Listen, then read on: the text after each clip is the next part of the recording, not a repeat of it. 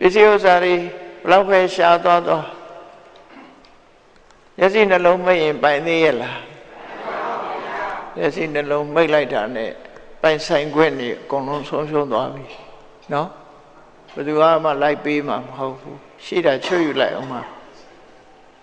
မျက်စိနှလုံးလေးပွင့်နေတော့သာပိုင်ဆိုင်နေငါပိုင်နေငါပိုင်နေလို့ရှားဓုလေးလည်းရှိနေတော့သာပိုင်ဆိုင်နေရှားဓုကနာစိစိမ်ဥစ္စာဆိုတာ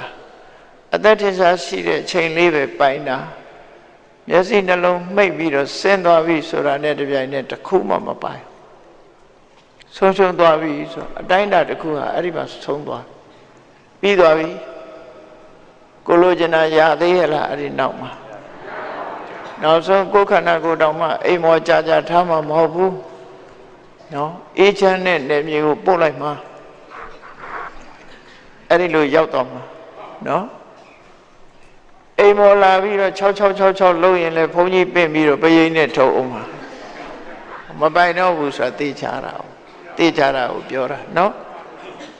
အဲ့တော့အဲ့ဒါတွေကအနှစ်သာရလားလို့ဆိုဘယ်ဟုတ်မှာတော့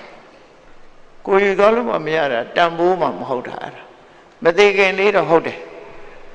မသိခင်လေးတော့ပတ်စံရှိတယ်ဆိုဂုဏ်ရှိသေးရှိဖြစ်တယ်